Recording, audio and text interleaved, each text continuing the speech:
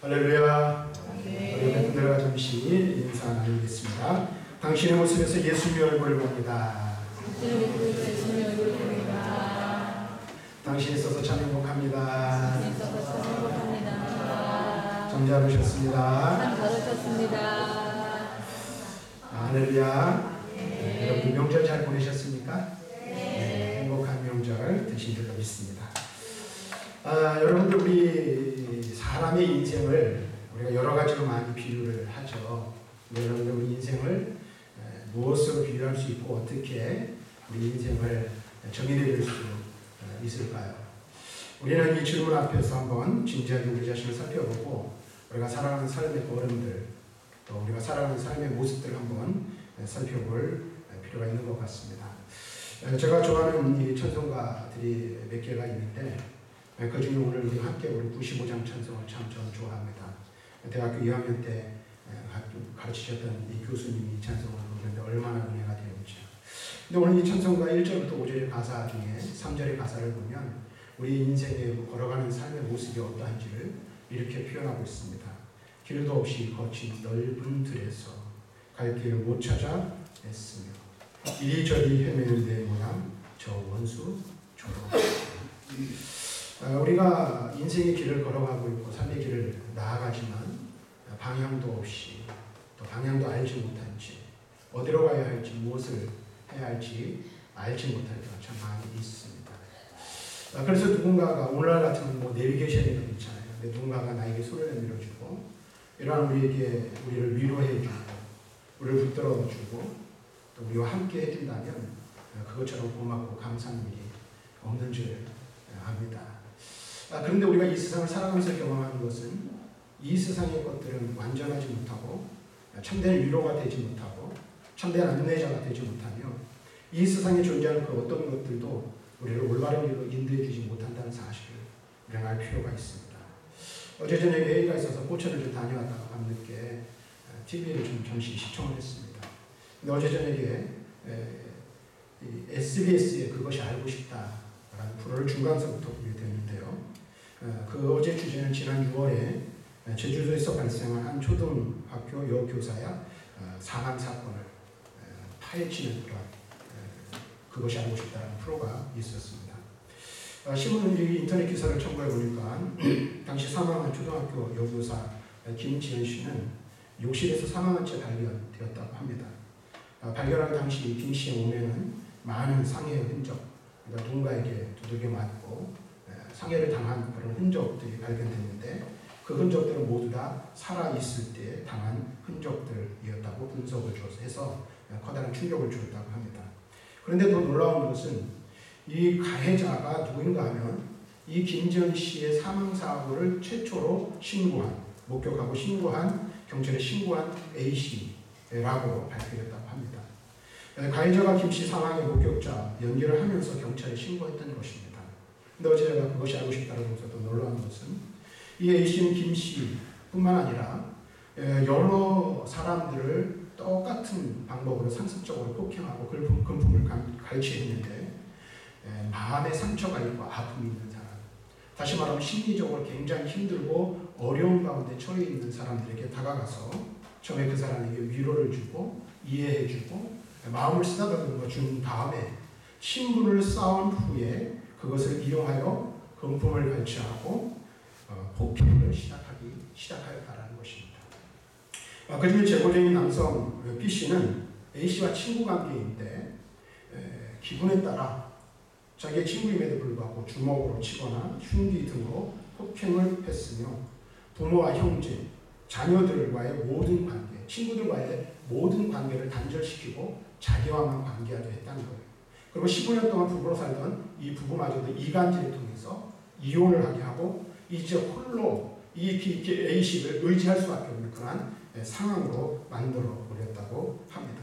근데 보니까 어제 제가 중간부터 봤는데 이 제보자들이 한 3명 정도가 나와서 제보를 하는데 그들 모두 동일한 특징을 가지고 있었는데 모두 다 심리적인 상처로 인하여 극심한 외로움과 이 심리적인 결핍 상태에 있었다라는 것입니다.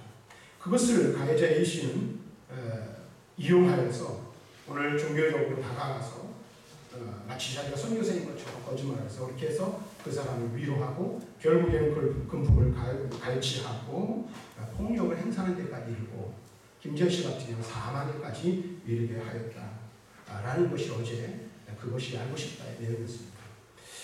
저는 이것을 보면서 여러 가지 많은 생각들을 하게 되었습니다. 바로 저와 같은 모습, 이 가해자가 아닌 피해자들이 그 A씨를 의지할 수밖에 없는, 거기서 헤어나오지 못하는 그러한 상황들을 보면서 오늘 현대를 살아가고 있는 현대인들의 한 단편적인 모습이 그와 같은 모습들이 아닌가 하는 생각을 하게 되었습니다. 우리 모두는 외로움에 쌓여 살아가고 있죠. 길도 없이 거친 넓은 인생의 길을 걸어가면서 어디로 가야 할지 무엇을 해야 할지 알지 못하는 우리 인생들. 그때 누군가가 나에게 안내자가 되어주고 내 손을 잡아주고 내 마음을 쓰다듬어 위로해 준다면 우리는 거기에 푹 빠질 수밖에 없게 된다는 사실입니다.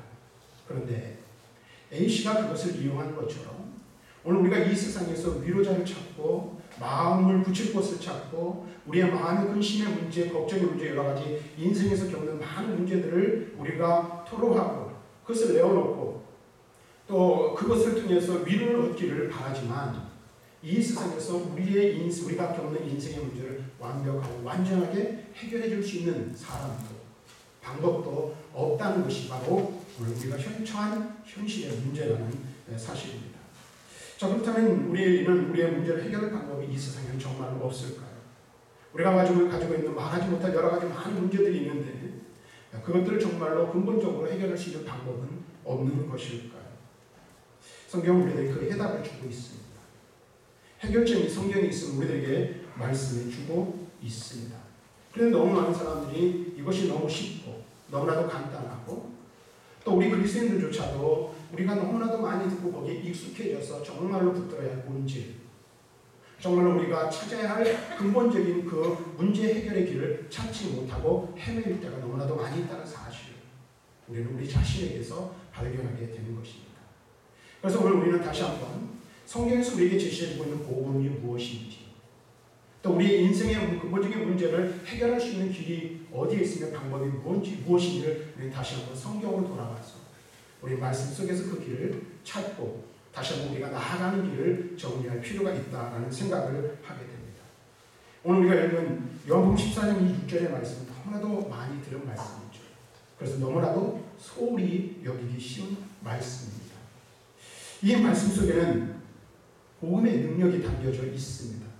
인생 문제의 해결의 열쇠가 이 말씀 속에 있습니다. 우리는 이 말씀을 통해서 우리가 어떠한 존재인지, 어디로 나아가야 우리의 인생의 근본적인 문제를 해결하고 진정으로 복된 삶을 살 수 있는지, 우리가 겪고 있는 많은 문제로부터 우리가 참으로 자유를 얻을 수 있는 방법과 길이 무엇인지를 우리들에게 제시해 주고 있습니다. 더 나아가서 우리 인생이 갈구하고 있는 생명의 영원성에 대한 그 부분도 이 말씀 속에서 우리가 영원한 생명을 찾아 그것을 소유하며 누릴 수 있는 길이 무엇인지를 우리들에게 제시해주고 있다는 사실입니다. 쉬운 이야기이고 또 그 다음에 우리가 익히 알고 있는 내용이지만 다시 한번 우리의 믿음의 문제를 점검해 보는 차원에서 이 문제들을 다시 한번 우리가 짚어보고 생각해 보기를 원합니다. 그렇다면 우리가 인생을 살아가면서 수없이 많은 문제를 겪고 있고 또 해결해 보지만 해결할 수 있는 방법이 없고 길이 없잖아요. 그렇다면 이 문제가 어디서부터 왔는지, 어디서부터 출발하고 어디서부터 진행한 것인지 우리는 먼저 생각해 볼 필요가 있습니다. 성경은 그것을 분명하게 그리고 단호하게 이야기해주고 있습니다. 죄가 세상에 들어오므로 사람들이 지금 살아가면서 겪는 모든 문제들이 그것으로 말미암아 발생하게 되었다라고 말하고 있습니다. 그렇죠. 죄가 세상에 들어온 이후로 죽음의 문제, 삶의 다양한 문제로 인하여 사람들은 고뇌할 수밖에 없는, 방황할 수밖에 없는 그러한 존재가 되어버리고 말았습니다. 그러면 죄가 들어오기 전에 인간의 삶은 어떠했으며 세상은 어떠했는지 우리는 살펴볼 필요가 있습니다. 죄가 세상에 들어오기 전에 아담은 하나님과 관련하여 세 가지 특권을 누리고 있다고 성경은 이야기해주고 있습니다. 그것이 무엇입니까? 그는 그의 창조주 하나님과 교제를 나눴으며 또한 창조주 하나님을 알고 있었습니다. 그뿐만 아니라 오늘 우리가 죄가 들어와 인생이 타락하고 범죄하여 인생의 근본적인 문제를 겪으며 살아가기 전에는 하나님으로 말미암은 영적인 생명을 가지고 있어 완전한 삶을 살 수 있게 되었다라고 성경은 말하고 있습니다. 이 말은 무슨 말입니까? 하나님께서 우리 인생을 지으실 때에, 우리 인생을 창조하실 때 지금 우리가 살아가는 삶의 모습, 우리 인생이 겪는 이와 같은 모습으로 우리를 지으시지 않으셨다는 거예요. 왜 그럴까요? 하나님은 완벽한 분이십니다. 하나님은 완전하신 분이십니다. 하나님은 흠과 티가 없으신 분이십니다. 그 하나님께서 세상을 창조하실 때에 보시기에 좋았더라 라고 말씀하셨어요. 그리고 우리 인생을 창조하시려면 뭐라 했어요? 그 코에 생기를 불어넣어 생명이 되게 하시되 보시기에 심히 좋았더라고 말씀하셨어요. 완전하신 하나님께서 만드신 피조물인 우리 인생이, 하나님의 손에 의해 창조된 우리 인생이 하나님 보시기에 완벽한 그 자체였다는 사실을 여기서 우리는 깨달을 수 있게 되는 것입니다. 저와 여러분들이 본래 지음받은 본래 상태는 지금의 모습과 다르다는 거예요. 지금 우리가 인생을 살아가면서 있는 수없이 많은 문제들, 육체의 문제, 그 다음에 영적인 문제, 내적인 어떤 이런 문제들을 투성이인 불완전한 존재로 만드시지 않으셨다는 사실입니다. 우리는 완벽하고 완전한 존재로 지음받았으며 하나님과 관계하며 살 때 하나님께로부터 오는 생명을 늘 공급받아 그 안에서 풍성함을 누리는 풍성한 삶을 사는 존재들이었다는 사실입니다. 우리가 이 사실을 먼저 인식할 필요가 있습니다. 자, 그러나 아담이 사탄의 유혹에 넘어가 불순종하고 타락하게 되었을 때에 하나님과 관계있는 이 세 가지 관계로부터 단절되는 거예요. 다시 말하면 근본적으로 하나님 말씀에 불순종하여 유혹에 넘어가 범죄함으로 말미암아 죄가 이 세상에 개입하고 사람의 삶에 개입함으로 말미암아 어떤 일이 났어요? 하나님과의 단절이 일어나게 됩니다. 그리고 하나님을 통해서, 하나님과 교제를 통해서 누렸던 모든 특권들을 다 상실해 버리게 되어버리고 말았던 것입니다. 뿐만 아니라 하나님으로부터 허락한 완전한 인간의 삶이 파괴되게 되는 것입니다. 그래서 우리 영혼이 먼저 영이 죽고 그 다음에 우리 육신은 어떻게 되었습니까? 시한부 인생으로 낙인찍혀 태어나자마자 죽음을 향하여 달려가는 인생이 되어버리고 마는 것입니다. 오늘 우리가 이 사실을 분명히 알아야 돼요. 하나님으로부터 허락한 완전한 인간의 삶이 파괴되어져 버리고 만 것입니다. 그래서 그가 하나님께서 범죄하고 타락한 아담을 부르실 때 어떻게 했어요? 하나님을 피하여 숨어 어떻게 해요? 하나님의 낯을 피한 것을 보면서 알 수 있어요. 뿐만 아니라 아담은 마귀의 거짓말에 미혹되어 죄를 지었기 때문에 더 이상 진리이신 하나님을 볼 수 없고 하나님을 알 수 없게 되었으며 진리를 알 수 없게 되었다는 것입니다. 아담은 진리이신 하나님을 볼 수 없었습니다. 그래서 로마서 1장에서 사도 바울은 이러한 인간의 상태를 다음과 같이 이야기해주고 있습니다. 1장 21절부터 더 많은 구절 1장 전체를 여러분이 한번 읽어보실 필요가 있는데요. 21절부터 25절의 내용을 한 줄에 보면 이렇게 말합니다. 하나님을 알되 하나님을 영화롭게도 아니하며 감사하지도 아니하고 오히려 그 생각이 허망하여지며 미련한 마음이 어두워졌느니 스스로 지혜 있다 하나 어리석게 되어 그러므로 하나님께서 그들을 마음의 정욕대로 도려움에 내버려 두사 그들이 하나님의 진리를 거짓 것으로 바꾸어 피조물을 조물주보다 더 경배하고 섬깁니다. 이렇게 말하고 있어요.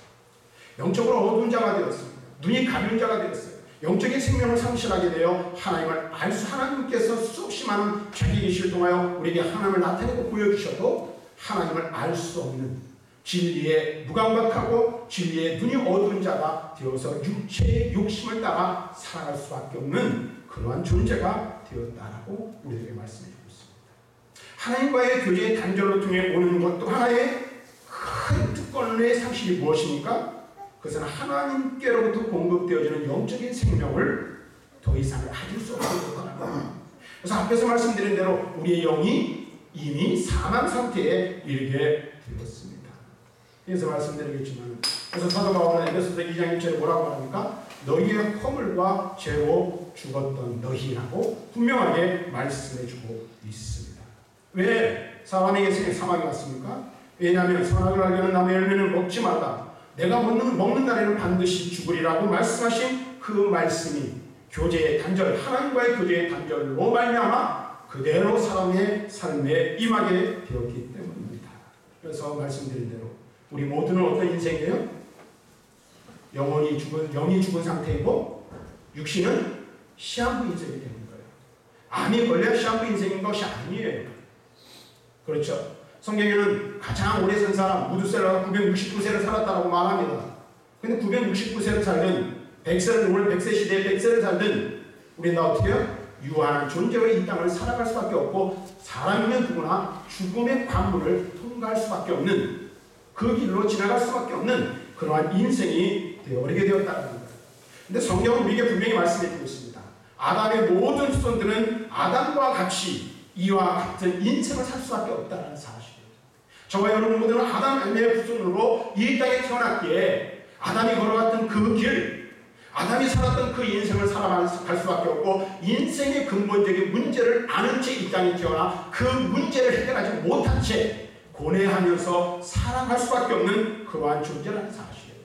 사망은 늘 우리 위에 왕노릇하여서 우리는 죽음에 대한 두려움, 공포심에 떨며 살아갈 수밖에 없는 거예요. 그렇게 살다가 결국 어떻게 되는 거예요? 흙에서 온 존재에게 흙으로 돌아가야 할 존재들이 바로 저와 여러분이라는 사실을 성경은 우리들에게 분명하게 말씀하고 있어요.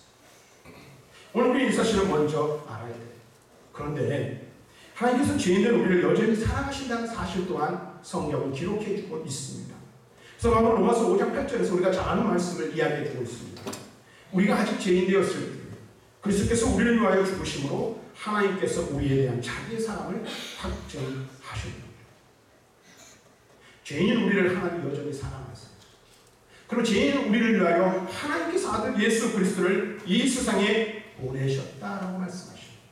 그리고 그분을 통해서 하나님께서 여전히 내가 너를 사랑한다. 내가 여전히 너를 기억하고 있다. 내가 너를 살리기를 원한다라고 우리에게 말씀해주고 있다는 사실입니다. 그래서 예수 그리스도께서 이 세상에 오셨는데 무엇으로 이 세상에 오셨습니까? 사람으로 이 세상에 오셨을 뿐만 아니라 그의 사역을 통하여 사람들이 죄인인 인간이 하나님께 이르를 수 없고 하나님을 알 수도 없고 하나님을 찾을 수 없는 우리 인생들에게 구원의 길을 제시해주며 하나님을 알 수 있고 하나님께로 나아갈 수 있는 길을 열어주시기 위해서 신이 사람으로 이 세상에 오셨다라고 말씀해 주고 있습니다. 하나님께서는 예수 그리스도를 통해서 우리 죄인인 우리가 하나님께 나아갈 수 있는 길을 우리에게 열어주시는 거예요. 그런데요, 거기서 우리가 시작해서 바로 우리가 예수님을 통해서 하나님께로 나아가면 얼마나 좋아요. 그런데 타락한 인간은 아까 로마서 1장 21절 이하의 말씀을 말씀드렸지만 구원의 길을 제시해주고 생명의 길을 우리에게 보여주며 진리신 하나님께서 친히 자기를 계시해 주심에도 불구하고 우리의 욕심과 죄악으로 말미암아 타락한 우리 인생은 그것을 온전히 받아들이지 못하고 온전히 볼 수 없는 그런 존재가 되어버리고 말았다는 사실이에요. 그래서 어떻게 합니까? 하나님께서 열어주신 그 길을 택하기보다는 스스로 하나님께 나아가는 길을 닦고 연구하고 찾으려고 몸부림치는 게 인생이라는 거예요.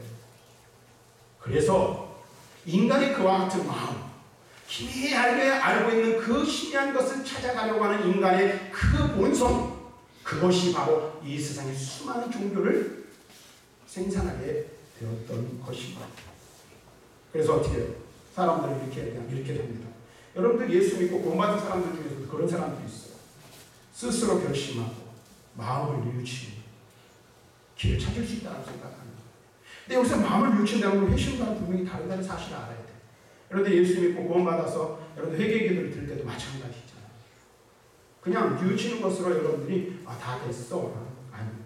또 어떤 이들은 말하면 자기 성찰과 자기 반성, 그리고 세상의 지식과 선행 등등 여러 가지 다양한 방법들로 하나님을 찾을 수 있고 만날 수 있으며 구원을 얻을 수 있다고 사람들은 생각을 합니다. 그리고 이 세상에 존재하는 종교의 그 모든 범주들이 이 안에 담겨져 있음을 보게 되는 것입니다. 그래서 세상의 모든 종교들을 보십시오. 다 다른 것 같지만 공통점을 가지고 있다는 거예요. 스스로 하나님을 찾아가는 그것이 이 세상의 종교의 근본이라는 사실을 여러분 알아야 돼요. 그런데 성경은 우리가 분명히 말하고 있고 우리가 분명히 알아야 할 것은 우리 스스로 하나님을 찾을 수 있느냐? 그럴 수 없다는 거예요. 그것은 불가능하다는 거예요.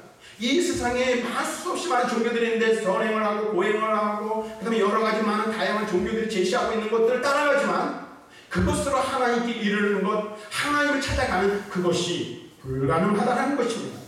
왜 그럴까요? 왜냐하면 사람은 언제나 올바른 것처럼 보이는 길을 걸어가려고 하지만 결국은 사람이 가는 길, 사람이 걷는 길에 종착지는 죽음이기 때문입니다.